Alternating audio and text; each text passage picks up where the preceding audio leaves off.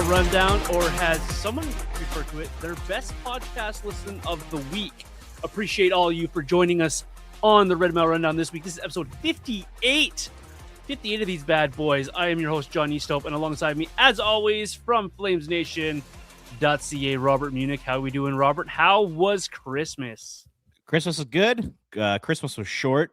I had the 24th and 25th off, and then we were right back at it with the World Jrs and the Flames and all that kind of stuff. So it was short but sweet, but it was nice to spend some time with the family for sure. So yeah, it was very good, but happy to be back covering the Flames again. Yes, I always tell people my kids were far too hyper, so I know Christmas was a success, as short as it was for those of us who have to actually put in time at our jobs.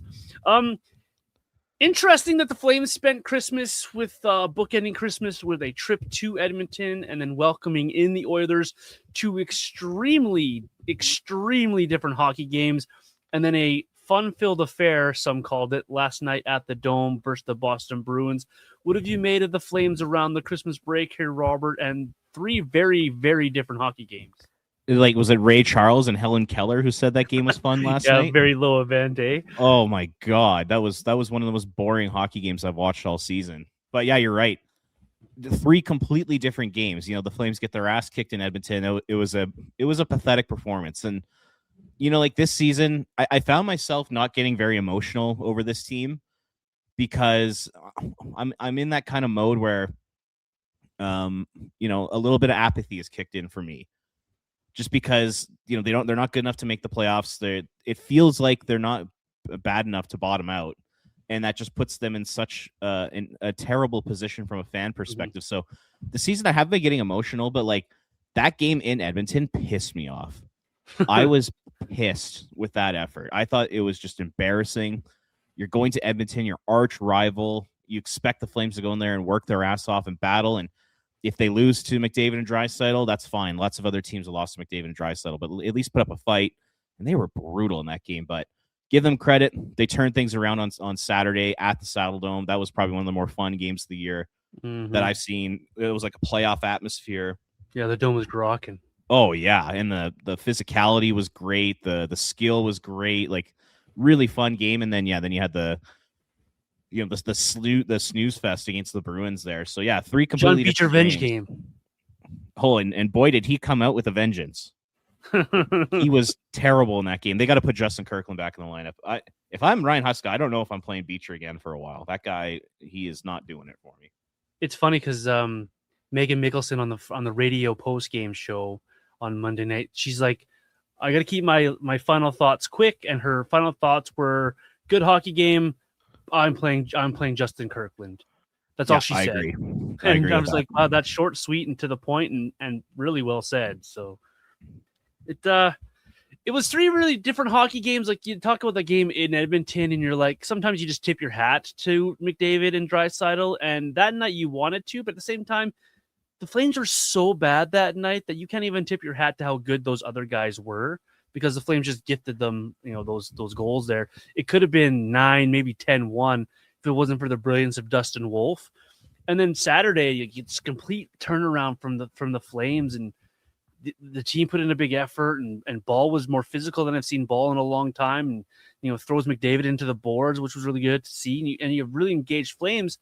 And then that emotional letdown against the Bruins, where I think the Flames may have been lucky to only be down 1-0 after 20 minutes, and they got that break in the third period to get the game finally tied, and a nice ugly power play goal to win it in overtime. But three interesting hockey games, and I think those three games, Robert, for me, really tell you what the 2025-26 Flames are. They're just a mixed bag, and you never know what you're going to get with this team each and every single night from this team. Before we get too far into what this season is and expectations and anything else we're going to talk about on the podcast, a little bit of business the Flames took care of on Tuesday. If you're listening to this podcast, you've already probably heard the news. Mr. Cooley getting himself a 2-year extension, a nice little AAV for the Flames at 1.35 per season. I think this is a great move for the Flames. Locks up their goaltending for 3 seasons. Under $10 million, which I think is a big key when you're talking about goaltending in this league and using your salary cap properly. Really like this extension for both sides. Robert, what do you make of the Cooley extension, and is it warranted in your eyes? Yeah, it is. And I'm really happy for the guy. I think he seems like such an awesome person. He's gone through a lot of adversity in his career and in his life. So I'm extremely happy for him. And just the story is incredible to, being a goalie in California and then slowly working your way up through the minors. This guy has barely played any hockey, and he's 28 years old. Mm-hmm. And he gets to Calgary, has a great year at the Wranglers, but then has the concussion, but then he's able to rebound, and he's been able to come into this season and play amazing hockey for the Flames. And to go from the Flames looking for another backup, and to go from a place where Ryan Huska didn't even trust to play Devin Cooley early in the season. Like, he would even put Cooley in the back-to-back in start the season. Like, that says a lot about how little they trusted Devin Cooley heading into the season. So to go from that to literally 8 weeks later to signing him to a 2-year contract extension, I mean, that's an unbelievable story. Mm-hmm. Really cool stuff. And I also think Cooley I really like the personality. I like the vibes he brings. I think he's super entertaining for the fans. All that kind of stuff. You combine it into a 2-year contract, and I think if you're a Flames fan, you got to be pretty happy with that piece of business. And I don't know about you, but like, where would you rank the Flames goalie tandem? This Cooley and Wolf tandem. For me, I would say like they're probably in the top third of the league. Like, I would have them in the top 11 or 12 in the NHL right now, and even like pushing the top 10. I actually think they're that good. So yeah, overall, I'm pretty happy with it. And I'm really happy for Devin Cooley. I think that guy's awesome. Yeah, I think pushing that top 10 is right where I would put them, right around there, right? You talk about expectations versus what your goaltenders are giving you and each and every single night. And, expectations change a lot of what people think of their goaltending. Like, you look at the Pittsburgh Penguins, and their fans are already sick of Stuart Skinner. Oiler fans are tired of Tristan Jarry almost already because he's injured already. And so you look at what we have here in Calgary, and you're like, okay, well, we got a goaltender who's never injured in Dustin Wolf, and he's out there and he's steady. And then when you put in your backup, you got a guy that you can rely on. There's not a lot of teams that can go up there and say they have a second guy they can rely on. You look at maybe Dallas does with the Smith.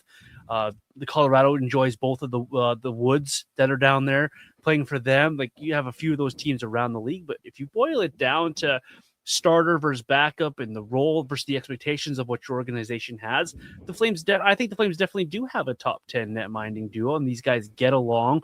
They're both California guys. They like to work together from all accounts, what we've been hearing all day long in media and in his tour of the media and his interviews.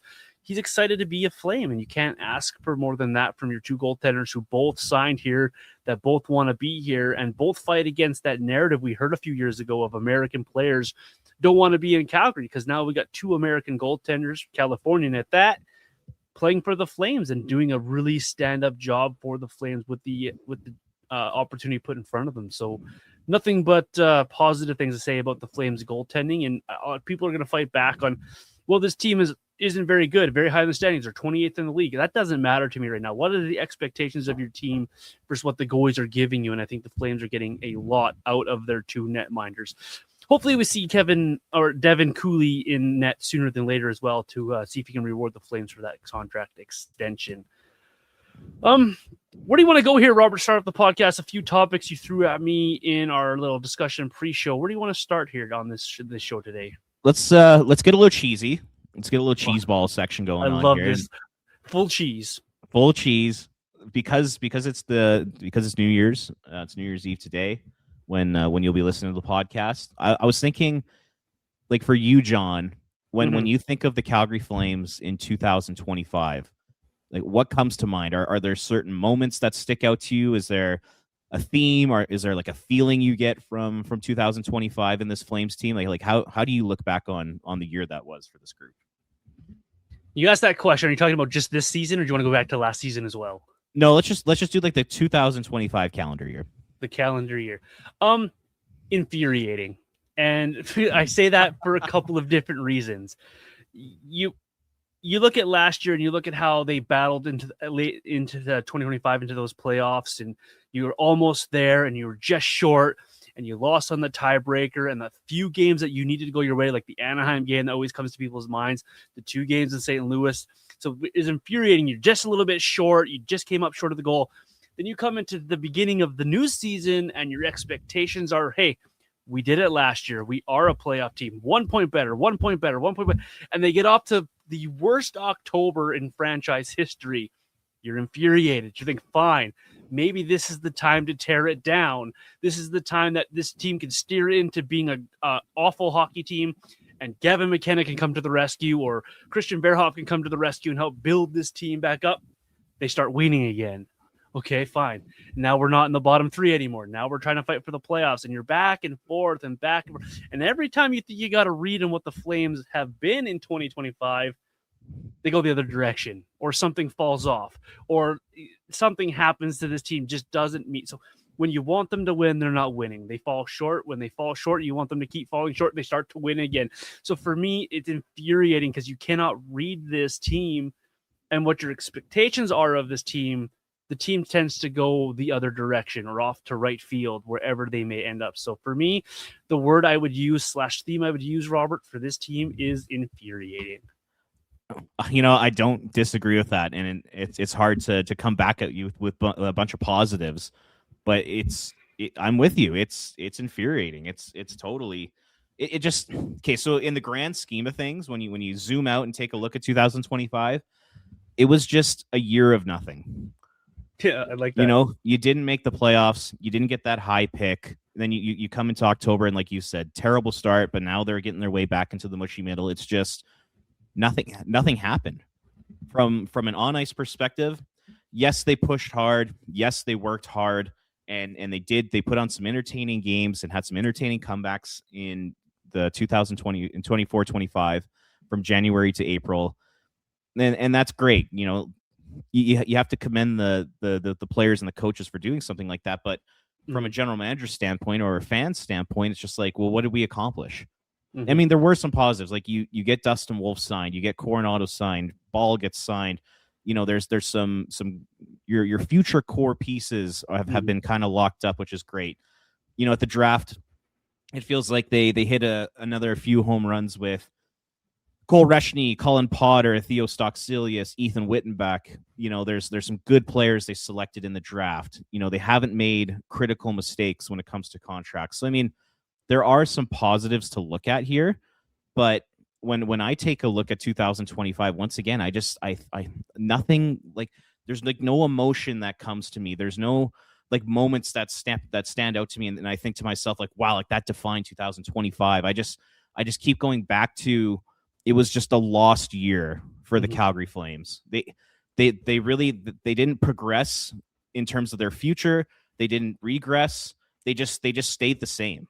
And when you're an organization in a 32 team league where it's impossible to win, where it feels like it's impossible to win, you always have to be making steps forward towards building to the future. And I just feel like they didn't do that. And you take a look at their transactions, and I mentioned some of the signings, but they've only made one trade, and it was the Frost and Farabee trade. And that's great. Yeah. That's the type of deal that just keeps you in the middle, and it keeps you the same. And you bring in guys who are 26, 27, 28 years old, and they've been fine this year. They haven't been great. Morgan Frost has really taken a step back over the last month here, and I just continue just to go back to, it was a lost calendar year. And what I'm really hoping for in 2026 is that the Flames understand where they are, which is they're in the mushy middle, or they're not a very good team and they don't have a shot to win a playoff round. Understand that and take the necessary steps to move out some veterans and bring in young assets and draft picks and build for the future, because they didn't do that last year. You just look at the trade deadline. They didn't do anything at the trade deadline. They should have been selling people. They should have been selling Vladar and Hanley and Coleman and Kadri and Anderson. All of those guys should have been on the market. You don't have to move every single one of them, but at least make a couple moves. Like what are we doing here? So, yeah, when I look back on 2025, it's disappointing. It's a lost year, and really, it's just, like I said, it was. I don't want to call it a waste of time. Nothing's ever a waste of time, but like, it's just like, what did they accomplish, right? Yeah, and you asked me that question off air that we were going to talk about this on the show today, and I'm like, okay, let me see if I can find a couple of positives to put in here, because I don't want to just brag on the negative, because anyone who's listened to my other podcasts I had before this or earlier shows that I talked about, I tend to try to find positives in what I'm watching, what I'm seeing around this team, because to live in a negative world is just, it's no fun. And anyone who's done it probably knows that it's no fun. But you look back on the year and you're like, okay, yeah, it was great to see Dustin Wolf take steps. It was great to see Coronado get rewarded with a good contract because of the year that he had. It's great to see guys like Klapka getting an opportunity, or Brstavich getting an opportunity this season. But at the end of the day, we're just spinning tires here if you're Calgary, right? You're just spinning their tires. This is the same story. You go back a decade and you listen to shows back then, if we were doing those podcasts, we're probably saying very similar things, because back to the mushy middle, right? You're back to where you started last year. And it's never, we thought about this a few episodes ago, it's never progressive thinking for the Flames. So as we turn the calendar to 2026, I think that's my biggest thing. Let's be a little pragmatic here, and make some decisions that are going to positively affect this team and give the fans something positive to talk about. When you talk about this team, people tend to always talk about, well, when Parekh gets here and Cole Reschny, the people are looking to the future. They're looking for something positive to wrap their brains around. It's never, hey, that game last night against Boston, hey, what a gutsy overtime win. I don't have those conversations with people. It's always about, yeah, well, they got the 2 points, but man, I wish they would just maybe drop a point here or there so we can get back into that McKenna race. How good would Stenberg look in a Flames uniform? Those are the conversations. So as we turn to the page here, I think the Flames need to realize, like you said there, Robert, realize what you actually are and actually do something here to turn the page a little bit. And you got a lot of good development in 2025 from these younger players, from Zary, from Coronado, Dustin Wolf, obviously, Kevin Ball to a point as well. Turn the page, though, and keep going down that road. Keep developing these kids and give the fan base something positive to latch onto as we head to 2026, because I think the fan base is itching for it. There is still a small portion that wants the playoffs, and I understand those fans as well, but give this fan base something to latch onto come to the new year. Do you have anything else for 2026 that you really would like to see this Flames team do that you would really want to latch onto and talk about here on the show? Yeah, I mean, it starts and ends with trading out veterans and trying to get younger. It really does, and that's just the position the team is in. I really wish we could be talking about different like roster players or like style of play lines, just like things that could help on like a day-to-day basis when it comes to the Flames, and talk about, like, you know, how can they improve and win games and get into the playoffs. But yeah, hockey conversations. Yeah, like legit hockey conversations. But like that's just not going to happen in 2026 because of where the Flames are at in their winning cycle, and that's totally fine. Just once again, just embrace where you are. Understand that you need to move out veterans. You need to bottom out for a year or two. Get that elite talent. Bring that into your already solid prospect group that you've put together over the last 3 years, and accelerate this freaking rebuild. And, you know, in year 2 or 3 of Scotia Place, I think Flames fans will really start to see this team sort of turn the page a little bit and turn it over to a new core, because, you know, right now, every good player on this team is old. All the drivers are old outside of Dustin Wolf. Yeah. And that's frustrating. Like, I know like Boomer and Rhett were talking about that on Barn Burner today.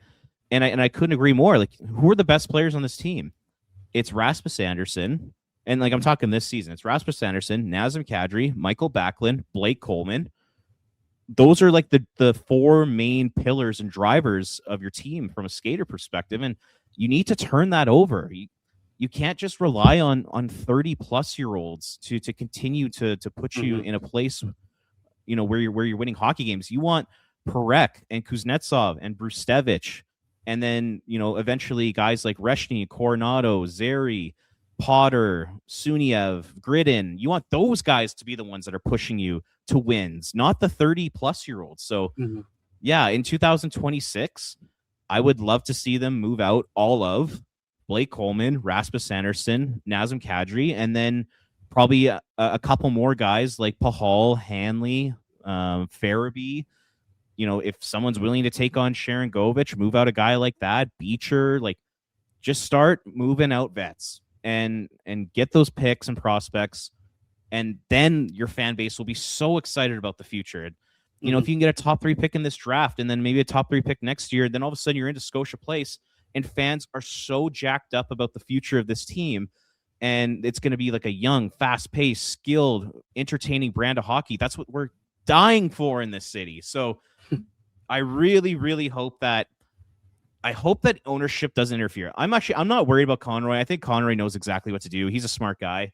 He understands the situation. It's ownership, and it's Don Maloney who scared the shit out of me. And I'm terrified that come the deadline, Murray's going to be like, hey, we're 1 point out. You're not allowed to do anything. Yeah. And I think they will move Rasmus Anderson. I still think there's a small chance that Murray wants to sign him. And then I think it's a strong likelihood that they don't move Coleman and Kadri this year because of Murray Edwards and how he really wants to get into the playoffs here. So yeah, I mean overall I just want to see trades. I just want to see a direction, and I hope that comes. I really do. We've had that conversation, Robert, on this podcast about what you just talked about.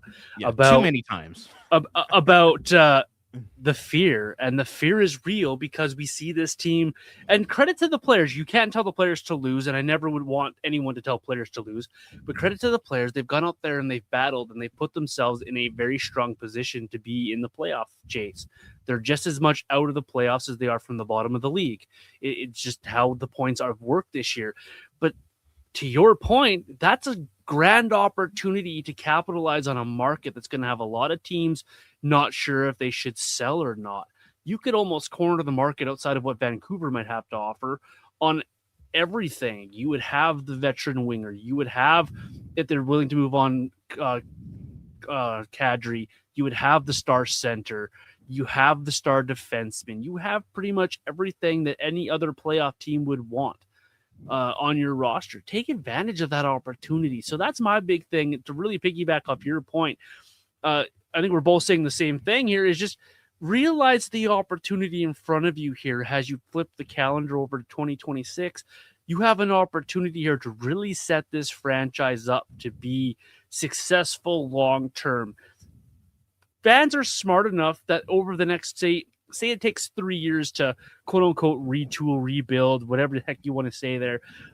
I think fans are smart enough to see that's what's happening and still support this team. Many people on Twitter or on social media, on Facebook, they have said just as much as that. And I think fans are smart enough to realize that, hey, if we're going to take a step back, that means no playoffs, but that also means 2 or 3 years down the road, we're the new San Jose Sharks, a young, fun, exciting team. Maybe it's Gavin McKenna, maybe it's Stenberg, whoever it might be. Those jerseys are flying off the shelf, and people are excited to go to the new rink to watch these guys play hockey.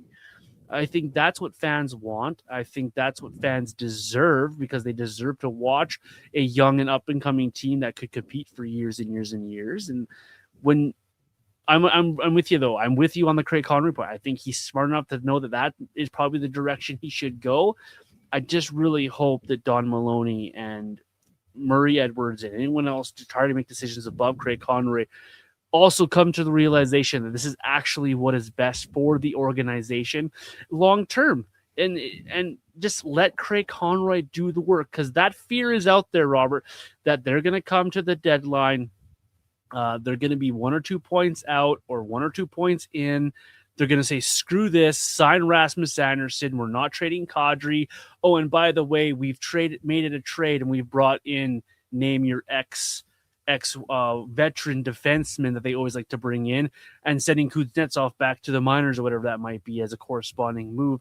That fear is out there for fans because that's what we've seen. So 2026, let's realize what we actually are, and let's give the fans something to be positive about, because living in this mushy middle, here we go again world, it's really gotten old for fans. Yep. And there's that old saying that past behavior is the best predictor of future behavior. And you take a look at the Flames organization, and we've talked about this in the past, and it always feels like that they're waiting until the very last second to make decisions rather than being proactive. And there are other times too where last year's a perfect example of the trade deadline. they're clearly, yes, they were in the mix for a playoff spot. And if they made the playoffs, they would have lost in the first round. Like I can guarantee it. So, but because they were in the mix, they didn't do anything. And I remember like the same thing happened in the 2022-23 season. You know, they were kind of in the mix. You know, Markstrom was having a rotten year. Things were not going well. They stuck with the same team. You go back to the 2019-20 season. They hold on to Mark Giordano. Sorry, they hold on to TJ Brody. My apologies. They hold on to TJ Brody. Mm-hmm. Yeah. They lose him as an unrestricted free agent. Then there's the pandemic year. They hold on to Mark Giordano because they think they're going to make the playoffs. They lose an unrestricted free agency. Then there's the whole Johnny Gaudreau fiasco where they let him walk as a UFA. It's just there have been times where this team they'll hold on to guys because they think they're going to make the playoffs. And last year was holding on to Vladar and holding on to Hanley and all the guys that I'd mentioned before, Kadri, Coleman, Anderson. Mm-hmm. That's what I worry about because honestly, I don't even know if it matters who the GM is because all that matters is the guy upstairs and who's calling the shots, and that's Murray Edwards. Yep. So it's happened a bunch of times under Murray where this team does nothing at the trade deadline, or they'll bring in Oscar Fantenberg or Derek Forbort or some bullshit like that. That's what I worry it could happen again. Once again, I have all the trust, and I have all the respect for Craig Conroy. I don't trust Murray Edwards to make the right decision because he's done this so many times in the past. And once again, it's probably going to have to come down to the players going to management saying, "Get me the hell out of here." Which, once again, is it's so ridiculous that the players have this much power in this organization. But hopefully we're wrong, John. Hopefully the Flames' actions will speak louder than their words. And come the trade deadline this year and come this time next year when we're doing a similar podcast episode, I hope we're looking back on 2026 saying, wow, look at the returns we got for these guys, not wow, we didn't get anything for them, and now they're on the downhill. Their careers and their values are at an all-time low. That's what I really hope happens, is that we're talking about how the Flames cashed in on them and how we got first-round picks and how we're building for the future, and let's see if that happens or not. Can you imagine sitting here for a year from now talking about should the Flames trade Nazem Kadri again? Oh, my God. Don't even say that. You're going to put me over the edge for a mental breakdown here. Murray Edwards, prove John wrong. That's what I'm after here, because I honestly have that fear of, and I love Rasmus Sanderson, so this is not a shot at him. I have fear of waking up, going to work one day, and getting the alert on my phone around 10 o'clock in the morning. Flames have called a press conference to announce a Rasmus Sanderson 8-year extension, or something like that, or another Frederick Modine trade to bring a veteran in to help this group get over the top. Wow. Those are the fears that I have as a Flames fan who've watched this team do the same thing over and over under this owner. So I really hope Craig Conroy and maybe Jerome McGinley to an extent have sold Murray Edwards on something a little bit different, given the spot this team is in and given what is available to them. This market is ripe for a team that is going to sell. Look at what Vancouver did getting rid of Quinn Hughes. What else they have to get rid of? They cash in what you can. Colorado will be looking to help to continue their role. Dallas is going to want to try to catch Colorado. Minnesota can't be done. Winnipeg is going to want to turn things around. Carolina is going to be looking for things to do. New York team, New Jersey are going to be looking for players. Florida is going to want to stack. I could go on and on and on. And so this market is ripe for trades. If you can get a bidding war going, the haul you could get for a guy like Blake Coleman right now. You talk about, or Pat Steinberg's talked about how Rasmus Sanderson gets you a first and a high-level prospect, the equivalent of 2 first-round picks. I think you get the same for Blake Coleman based on how he's been playing lately. So why not cash in on it for the betterment of your franchise? Because these guys in 4 years, 3 years, one, might not even be playing hockey anymore, but two, I can't imagine a 4-year-old Michael Backlund or a 39-year-old Nazem Kadri is going to be any good to your organization and getting you to the playoffs or even through a playoff round. So make your decisions and move on from these guys. And it's not because we hate these guys. Their competitive window does not match up with what the Flames' competitive window is. So take advantage of the opportunity in front of you. Robert, yeah, the other you're thing right. I have... Oh yeah, I go was ahead. going to add one last thing. It's just that you're right. It's absolutely a seller's market, and there's no better indication of that than that Yegor Chinnikov trade that just happened. Yeah. The Columbus Blue Jackets, like, I get he's 24 years old, but like, he hasn't proved anything in the NHL. The Blue Jackets got a second, third round pick in Danton Heinen for him. Yeah. And this is a guy who his career best is 16 goals in 53 games, but take a look, in his next season, 15 points. This season, 6 points in 29 games. Blake Coleman is 10 times the player of Chinnikov. Like, imagine what you could get for a guy like him. So yeah, it's a seller's market. They got to take advantage of it. 100%. You're bang on with that. The other small point I had for 2026, and this will be short and sweet, take whatever you're doing with your power play on paper, take that paper, make a paper airplane with it, and chuck it out the window and start over. Try anything else than what you've been doing, because it is absolutely a waste of 2 minutes almost every single time. And I know people are going to be like, well, they got a power play goal against Boston. Come on. Go look at that power play and tell me how successfully good that was. Go tell me how good that power play was in either game against the Oilers. It's just not good. It's just not working. They have the penalty kill working at a great level. If they can get a power play to match how good that penalty kill is, if this team wants to be a playoff team, they're going to need a power play. So for me, going forward in 2026, for the love of, do anything else on the power play than whatever this they have been trying, because it clearly isn't working. Yeah, I almost wonder, like, how much of that is on coaching and how much of that is just on the fact that this is not an overly talented team. I would say both. I think it's both. But you still have a guy with good shot in Coronado and Sharon Govich, despite how he's been playing. You still have a guy who can lead a power play in Uyghur and Anderson, even though they're not elite at it. You still have guys here that can perform that power play. It's just, you got to have a level of coaching in there as well. And so I think it's a shared blame, to be honest. I think I would personally lean more towards it's just a lack of talent, because, like, which is fair. Like, I could probably poke holes in what you were saying there. You're saying like Coronado and Sharon Govich have the shots, but when you take a look at Coronado, he's the type of guy who has to receive the puck and then kind of do a quick snapshot release. He's not like a one-timer threat. Fair. Sharon Govich is his shot, like, for the first time this season against Edmonton, it was the first time that I've seen Yegor Sharon Govich put a dangerous shot on net. So, like, I'm not even sold that this guy's got the shot. Like, even he's got off a couple one-timers over the last 3 games on the power play, and they're just right in the crest of the goalie, and they're not that hard. I'm like, what's going on? And then, you talk about playmaking, and, Jonathan Huberdeau, the playmaking's gone. One of the things that just drives me crazy is when I hear some fans say, like, Huberdeau, he's such a great passer, and oh my goodness, he's so good. He sets up his teammates so well, and his teammates just can't put it away. I'm not seeing that whatsoever with this guy. I think Huberdeau's playmaking is gone.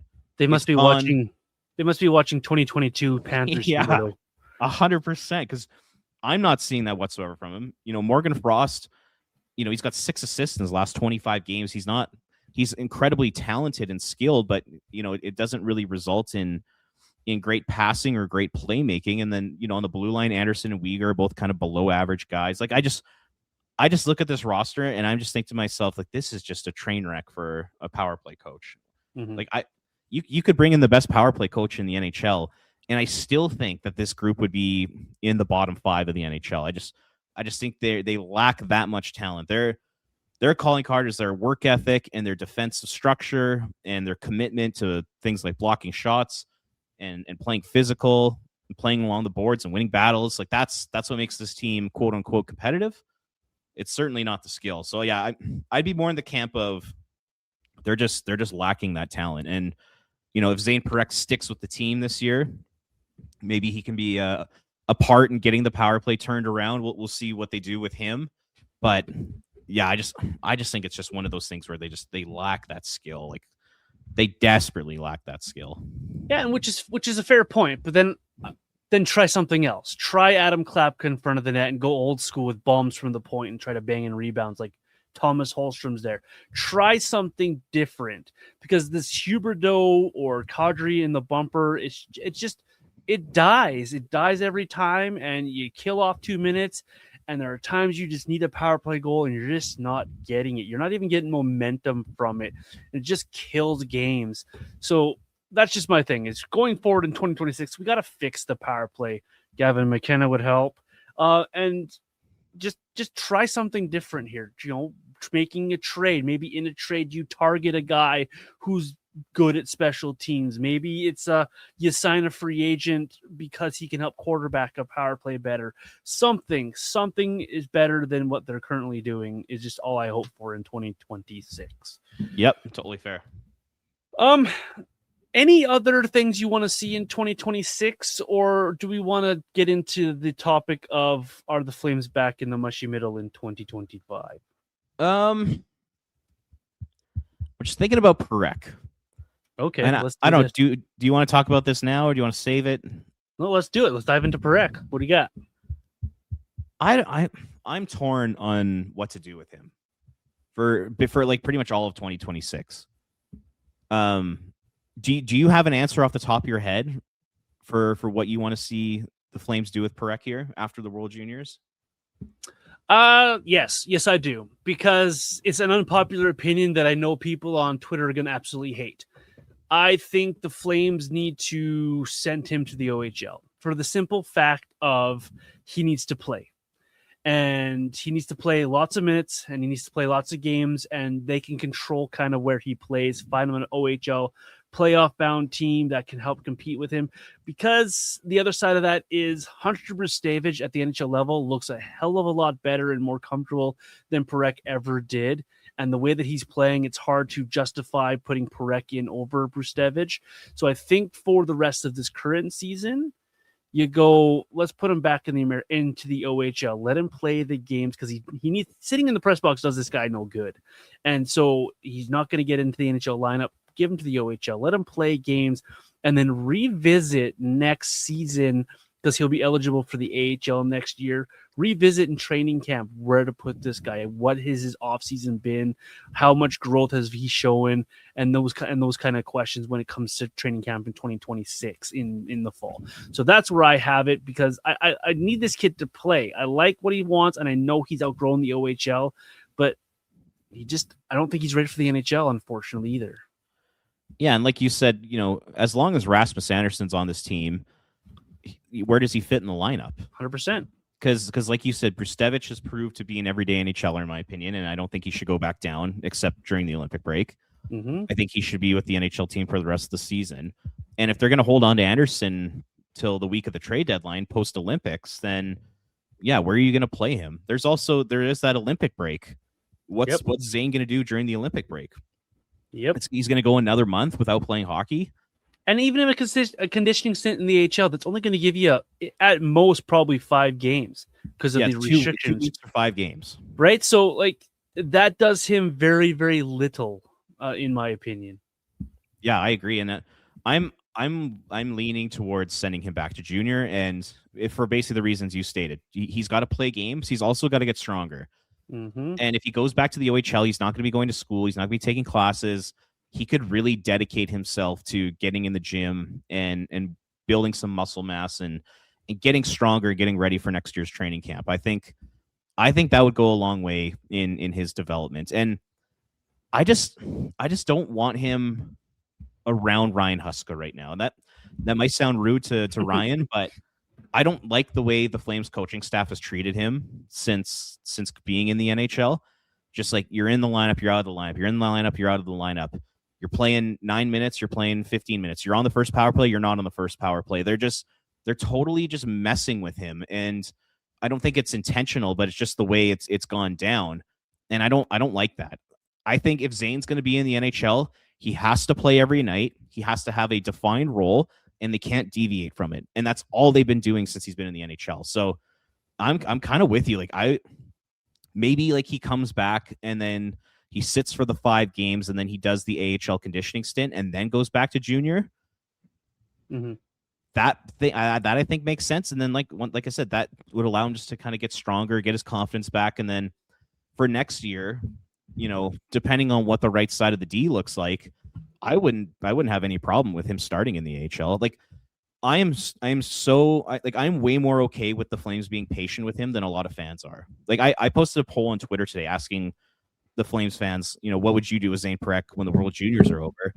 And 76.4% of people say play him in the NHL. So it's not a popular opinion to say he's going to go, that you should send him to the OHL, but I actually think that might be best for his development. I really do. And once again, there is no need to rush him.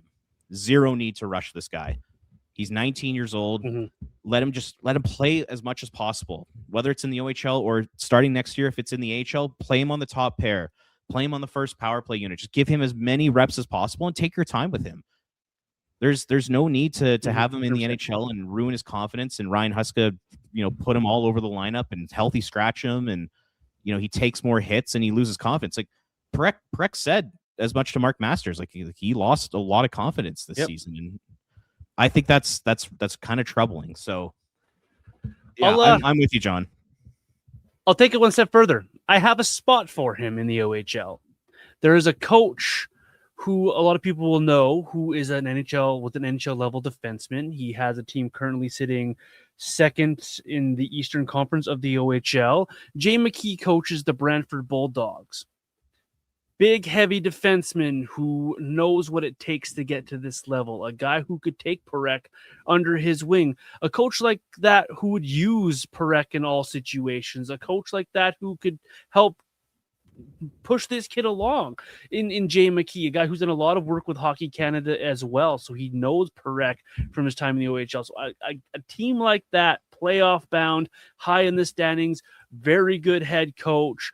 A situation like that for Zayne Parekh is a lot better than him listening to Ryan Huska talk about how he's scratched again and that he's just not ready for the NHL and he doesn't really trust him and his confidence will go down again. So I understand those fans who want Parekh in the NHL, because I do too eventually. I think this is going to be really, really good for the Flames for a lot of years. But like you said, Robert, why rush it? Find him a spot like that with Jay McKee in the OHL. Let him continually push forward. And you mentioned it there too. No school, right? This guy could go to the gym during the day. This guy could work out and focus solely on one thing, and that's getting bigger and stronger for next season, for the training camp, to show that he is ready to take the next jump in his chapter of his career. That's on Zayne. That's on Zayne to do that part of it. The Flames cannot push this along faster than Zayne will allow it to happen. So I think it's all in the best interest of the player to find him a spot where he's going to play and play a lot. And I just really like that example of Jay McKee as well. Yeah, that's really smart. Something like that I think could definitely benefit him. I'm not just a guy on Twitter. I can actually use some research once in a while. You're not just a pretty face.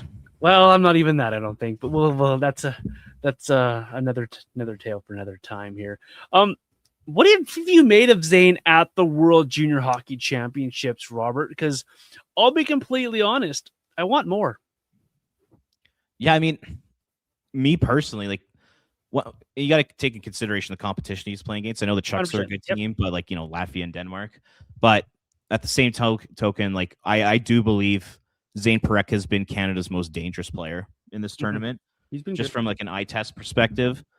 It just, every time the puck is on that guy's stick, mainly in the offensive zone, just something good is happening. Just he's making an incredible pass. He's walking the blue line. He's getting shots through. He's scoring goals. He's setting up teammates. It's like he's just been so good on the offensive side of the puck. And even defensively, his breakout passes are magnificent. He's one of the best passers of the puck from a defenseman that I've seen at that age in a long time. It's beautiful to watch him move the puck. Yes, obviously he needs to work on his D zone play, but we all know that from his time watching him with the Flames here this year, and that's going to come. He's once again, he's 19 years old.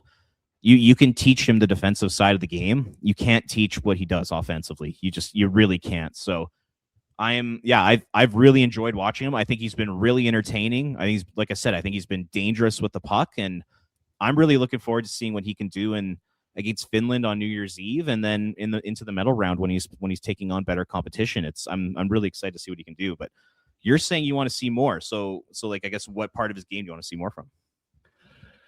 I want to see more of that leadership we know Zayne Parekh had that we saw in Saginaw. I want to see quicker decisions coming off his puck. I thought in that Latvia game that he could have moved that puck quicker, maybe set up his teammates quicker, move that quicker, bear down just a little bit more to help his teammates. Like you saw that power play setup he had against, I believe it was Czechia.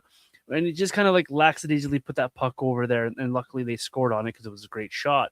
But it's just a little bit more, Zayne. Just bear down just a little bit more. And it's not to be negative. It's not to be nitpicky. It's just, it's there from him, from watching him in Saginaw when he was at the height of his confidence, and you know that he can get to higher levels than that. Just want to see that now as the tournament gets a little bit tougher. You're going to start playing stiffer competition. The game against Finland coming up on New Year's Eve is going to be a big test for him. Then the quarterfinals, you're going to get a big time team coming out of the other pool. So just a little bit more from Zayne.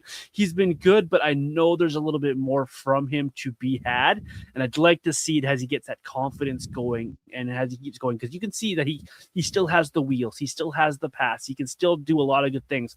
Just a little bit more crisp, a little bit quicker, and let's see that confidence come back fully from Zayne Parekh and help lead Team Canada. Because as a whole, let's be honest, Team Canada has been only okay, right? Like that game against Denmark, luckily it was Denmark, and they were able to get a little bit of confidence in that game. But you need a little bit more from Team Canada overall as well. So it's not just a Zayne Parekh thing. Just this team could be a lot better than what they've shown in this tournament. So that's just where I see Zayne Parekh. I've really enjoyed watching him, though.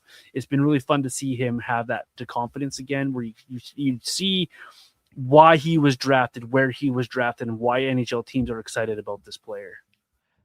Yeah, I agree with everything you're saying there, and I really believe that, we talked about this in last episode. Just if Zayne can just make, like you said, quicker decisions, be a little more intense, and kind of grind a little bit more, and just kind of take things just like a little bit more seriously. Don't be so casual and nonchalant. If he can figure that out, I think the sky is the limit for this guy. Like I really do. Like I could see him being, like a 70, 80 point defenseman if he can figure out that side of the game. Because, it's one thing to be able to do all those things when you're playing against Denmark and Latvia. It's another when you're playing against the Oilers, or you're playing against the Golden Knights or the Avalanche. The game moves a lot faster at the NHL level, and you got to make way quicker decisions. You got to get to pucks quicker. On the breakout, you got to find guys faster. You can't hold on to pucks as long as you want, or else you get hit like he has. So if he can just figure out that part of the game, which I think he can with the right coaching and the right dedication and training and strength building, all that kind of stuff, and experience, he can become such a good player. So yeah, I'm very, very excited for his future, and I'm really looking forward to seeing what he can become at age 23, 24 years old. There's the potential for him to become a very high-end player in the NHL, which is very exciting for the Flames. What about his teammate and future Flame teammate, the guy that Team Canada is kind of using as a Swiss Army knife? This guy is taking important draws. This guy's playing wing. He's played some center. He's doing a lot for Team Canada. Maybe a bigger role than I have first envisioned for Reschny. But what have you made of him at the World Junior Championships? Because I think he's been a bright spot for Team Canada. 100%. You're bang on with your analysis there. I thought heading into the tournament that he would have been either an extra forward or maybe playing on the fourth line as like a bit of a defensive specialist and a face-off specialist. But yeah, I mean, he's continued to stay on the first power play unit. He's moved up the lineup a little bit. He's being asked by the coaching staff to take on really important draws, like we saw in overtime against Latvia.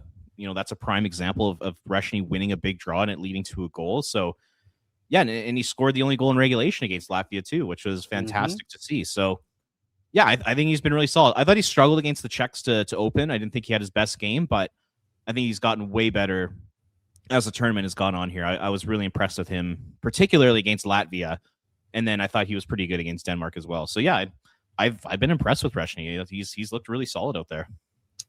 My favorite thing about watching Reschny is how reliable he is in the faceoff dot and how responsible he is, whether he wins or loses that draw. And then I think about the Flames, and I'm like, you know what? We kind of lack that a little bit on the Flames on a whole, of guys who are responsible regardless of the result of the draw. So it's one thing to be asked to take that draw. It's another thing to take that draw and then have the hockey IQ to react to the result of the draw. It's an underrated thing that a lot of people I don't think about when they think about face-offs. They think about, oh, the puck's dropped, the puck goes somewhere, and it's everyone else. The way that he's approached the World Junior Championships as an opportunity and gained the trust so quickly of Coach Hunter really speaks to the kid and his IQ and what he brings to the table. So I'm very excited to see what he does post World Juniors back with North Dakota and what happens at the end of the season, whether he turns pro or goes back to college next season, because this guy I think has a bright future, and he's shown a lot of really positives and why the Flames took him where they took him in the draft and why Flame fans should be excited about this kid. And if you're a Team Canada fan, like most people who listen to this podcast are, you're excited to see him do these things he's done for Team Canada at the World Junior Championships, because it's been fun to watch. I'm very much looking forward to seeing how he performs against the Finns, who are a good face-off team in this tournament right now, and how that goes, because they've got some really good players on that Finnish side. Mr. Frondell comes to mind just off the top of the head here. Anything else strike you about these two players at the World Junior Championships, Robert? Anything else you want to see from these guys at the World Junior Championships before this tournament closes? Because it's going to end quickly here before we know it. Yeah, I mean, just like the other thing to keep in mind is that Reschny in particular, I mean, he's still 18 years old, and he can go back to the tournament next year, which is insane. So like he's one of the younger guys on the team, and yet he's being looked upon by the coaching staff to be put in really important situations. So I think that says a lot about Cole Reschny. And, you know, if he's not in the NHL next year and he goes back to North Dakota, he might be a guy that could be a captain on Team Canada next year. So he's a really important player for them. He's a really important player for the Flames. And, you know, I'm seeing a pretty bright future for him in Calgary. I could totally see him being a second line, like a good, legit second line center, kind of in that 50 to 70 point range every single year, and driving play defensively as well. I'm a really big fan of his. So yeah, I'm excited to see what he can do here in the middle round. Hey, and he looked like a centerman for one Gavin McKenna too. If the Flames, they would look good together. Hey, they look good on that power play together. I'll tell you that much. That gets the juices flowing. See, that's the kind of thing we were talking about earlier in the podcast, Robert, where it's like that's something to latch onto. Could you imagine a Cole Reschny with Gavin McKenna and say Matthew Coronado and a nice lines like that, something that gets you excited out of your seat to watch? That's what Flame fans are looking for. Throw Zayne Parekh on the back end on like a power play unit with those guys. Ooh, baby. Oh, I just fixed the power play I was talking about. Well done. Excellent work. One guy the Flames should take off that power play. We have just enough time to do a little bit of fun talking about a player who a lot of people love, and a lot of people want to love. That's more accurate. They want to love him. They used to love him. They were excited about him when he wore a number 11 sweater in a different town. Huberdeau struggles. What's left to say about this? I think we've talked about this a couple of times on the podcast, but it's just so evident and so front and center every Flames game. We can't help but have that conversation yet again. Robert, what do you have to say about Jonathan Huberdeau now? Because I'm at a loss. I do not know what to do with this guy. I do not know what's wrong with him. I do not know why it's gone so bad in Calgary, despite the small surges we had last season where he changed his game a little bit. There's none of that this year. You're not seeing him battle in front of the net like last year. You're not seeing him back check like you saw last year. You're not seeing him have the elite passing he had a few seasons ago. Puck is dying on his stick. For $10.5 million, Robert, what are we doing with Huberdeau? Oh, man. Your guess is as good as mine. You know, you said, like, you know, what do you have to say about Huberdeau? Well, not much. Really not much about him this year. I mean, it's been a disaster of a season. You know, had Huberdeau just been able to kind of replicate what he did last year, I think Flames fans would have been accepting of that and would have been not happy, but at least he's making a fairly large impact for the team. He hasn't done that at all this season. like it just plays are dying on his stick. He's turning the puck over a lot. His passing is completely off. He's like lost that elite vision he had. On the power play, the all the momentum that you need to gain from a power play just dies in large part because of Jonathan Huberdeau. He doesn't make his teammates better. He's not overly physical. There's not that intensity. He's not great defensively this year. Like you said, he's not around the net this year where he scored so many goals last year. It's frustrating to watch. And, even like his role in the penalty kill is diminishing a little bit. It's just, it's tough to watch right now. And if he could just go back to being the player he was last year, once again, I think Flames fans would be okay with that because we understand that he's just not the player he was in Florida. And that's the way it is. And he's never going to get back to that. But could you at least be a 60-point guy? Could you at least contribute defensively? Could you be a little bit better on the penalty kill? Could you go to the net? Like all those things. It's just so frustrating to watch. And then you watch other star players around the league, guys who put up similar production to Huberdeau when he did in his last 4 or 5 years in Florida. And like they're true difference makers. And they're like if Huberdeau could have been the guy he was in Florida here in Calgary, they would have made the playoffs in 21 and 22, 23. They would have made the playoffs last season.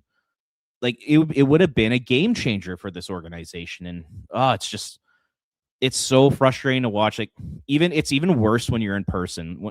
I was at the Detroit game a couple weeks ago, and I was there with my grandpa. We were just talking to each other, like, man, like every time he touches the puck, something bad is happening. It's just a turnover. He's not making a smart play.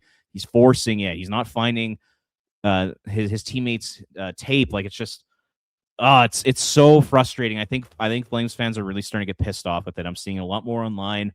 Like the post game show on 960 when they get the callers in. A lot of people are bringing up Huberdeau, so we're not the only ones that are seeing this right now. And how do you fix it? I have no idea. At this point, it's almost a lost cause. So yeah, it's been frustrating. And like, I know you're a Huberdeau guy. Like, are there any silver linings this season? This to come from number 10, you think? This season, no. And that's a painful thing to say. That's a painful thing to say to a player that you signed for 8 years at big money. You still have, after the season, 4 more years of this.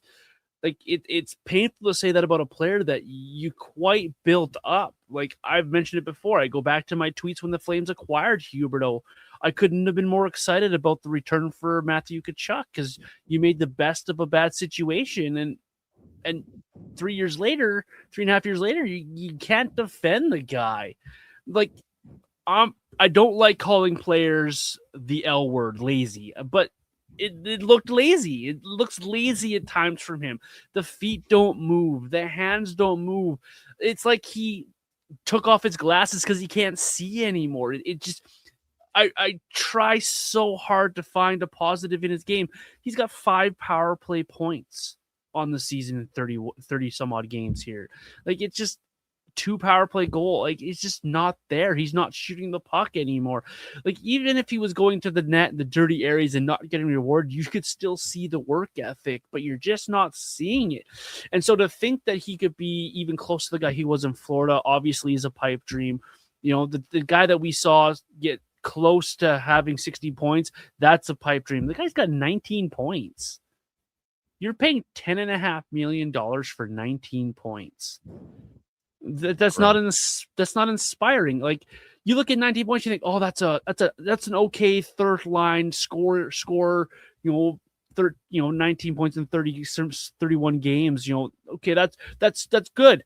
Well, that's not good if that guy's name is Jonathan Huberdeau, who's supposed to be your top line left winger, who's making this money, who's supposed to be helping Nazem Kadri fill the net with goals and bringing along Matthew Coronado or helping Morgan Frost find the offensive spark in his game.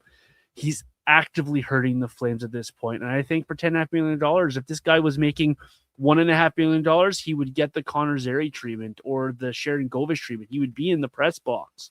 He really, really would. And I think that's where he deserves to be right now. He deserves to sit for a game or two because nothing on ice says, hey, play me my 20 minutes because I'm going to get you a couple of points. It's gross. Oh, it is. And like another frustrating thing for me is, okay, so maybe he doesn't produce a ton of 5-on-5 and And there could be some reasons behind that. It could be the system they're playing, could be his teammates aren't up to snuff, all that kind of stuff. Okay. But then you expect this guy to be a point producer on the power play. You expect him to be a point producer 3-on-3 overtime. Two areas where he excelled in Florida. There's an argument to be made that he was a top 3 player in the league on 3-on-3 overtime and on the power play. I believe the only player in his last 4 years in Florida, I believe the only player in the NHL who had more power play points than Huberdeau was Connor McDavid. And you're expecting him to come to Calgary, and once again, okay, maybe the 5-on-5 scoring's not there, but you got to produce on the power play. You got to produce at 3-on-3, and he's done neither of those things either. The power play is 32nd in the league. The team is terrible in 3-on-3 overtime, and once again, he's a massive part of those failures. And it's mind-boggling just to see someone be so good, put up incredible numbers for such a long period of time. And, he did it through his hands. He did it through his creativity, his vision. Those are all things that he should have been able to keep up with in Calgary. And, as you get older, sure, maybe your shot isn't quite as hard. Maybe you aren't quite as fast as you once were. But you should still be able to make plays. And I'm just not seeing that. Even like with a guy like Patrick Kane, like he's old as shit now, but he can still make those passes. He can still make those cross ice passes and set up his teammates for one-timers like he did against the Flames a few weeks ago. You don't see any of that from Huberdeau. And it's hard to watch because of how much money he makes, and also just the idea that had he been that player, it could have been a complete game changer for this franchise. And it's one of the reasons why they are in the position they are right now. 100%. Even if he was a point per game player, right? Like that makes a massive difference in what the Flames are. They make the playoffs last year probably if he's a point per game player. If he's a point per game player in 22-23, that team could have gone on a run. Yeah. All they need is just like Markstrom just to make a couple more saves. But if you had Huberdeau as an 80 to 90 point guy that year, they could have made a run. That team was that good. And once again, he was arguably the biggest. I'd say Markstrom was probably the second biggest reason why that team failed that season. And moving forward, you look at Huberdeau and moving forward, what do you do with this guy? Well, he's almost buyout proof. His signing bonus is $7 million for the next few seasons. Like his base salary is 3.5. Like, so you got a guy who's making all this money and you're giving it to him all in signing bonuses, and his base salary is so small that like you can't even do anything with this guy. The only way the Flames can get out from under this contract is if they just suck it up on a buyout and just swallow all that money, or they pay someone a bigger price than what they paid for Sean Monahan to go away. Yeah. They eat half of his salary. So you eat, $5.25 million, and you attach draft picks to it. Yeah. Multiple draft picks. It's probably multiple first round picks. Yes. And teams just don't see it happening. So you got 4 more years after this one. What does a 38-year-old Jonathan Huberdeau at $10.5 million look like if this is what we're getting this year with this guy? Doesn't he have 5 years left? Is it 5 or 4? This is just 5. It's 4 after this one. So Jesus this is Christ. Either way, it's not pretty. And at the age of, what is he now?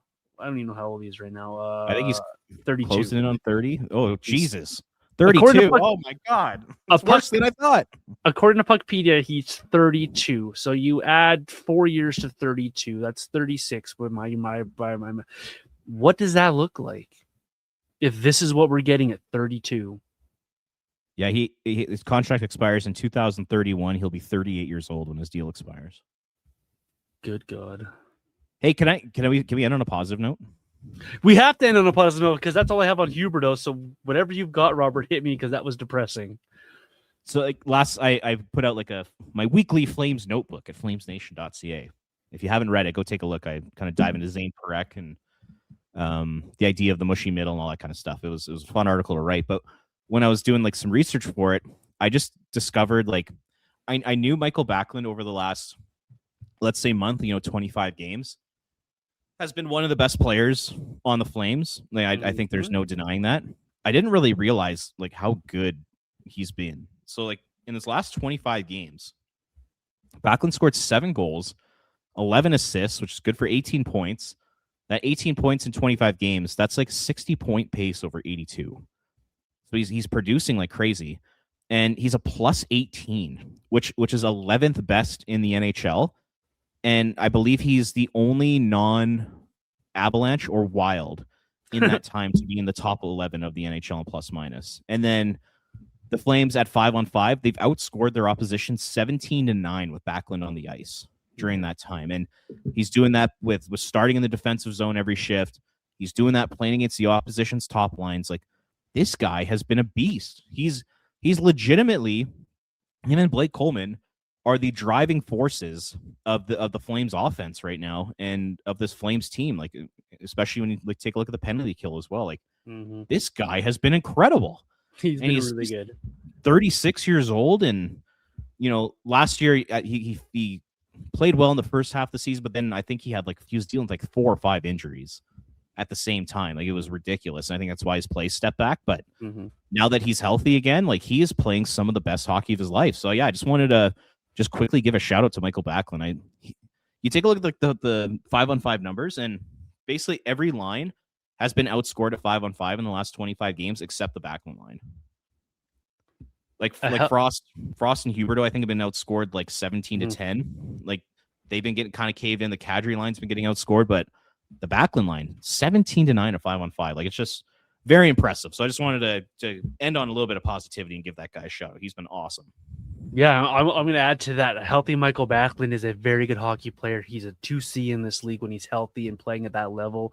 You add in Blake Coleman on his side, and those two just work really well together. You're going to get results, and it shows. And I'm like you. I didn't realize how good it was. I knew it was good because I'm an eye test kind of guy, and you saw how positive they were each and every single night.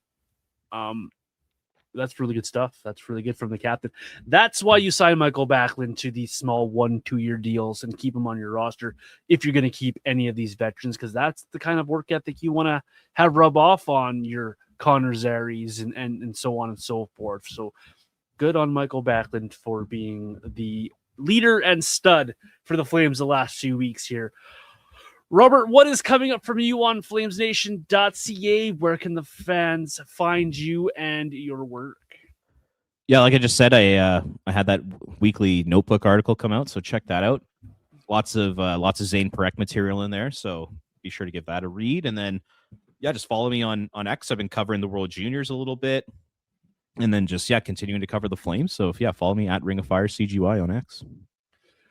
Really excited to see the Flames in action this week. Flyers coming up this week, so that should be a decent hockey game. We'll see if they can be more exciting than they were in Philadelphia. They got Philly, Nashville, and Seattle. Yeah, this week. Like, those are some pretty winnable games. Very winnable games, very good games. Teams that are right around them in the standings. The McKenna sweepstakes, however you want to word that. So exciting hockey this week for the Flames. So make sure you tune in and watch those. I am Vintage Johnny 84 across social media. He is Ring of Fire CGY, and the show, of course, as always, Red Mile Rundown. Appreciate you guys making us a part of your podcast rotation. Happy New Year to everyone. Hopefully you have a safe and enjoyable one. Please call a cab or an Uber or have a friend drive you home. Don't drink or drive. Don't like those stories coming into a new year, so be responsible. That is my dad speak to all of you kids out there. Enjoy the new year, guys. We'll see you. Enjoy the hockey. Thanks for joining us.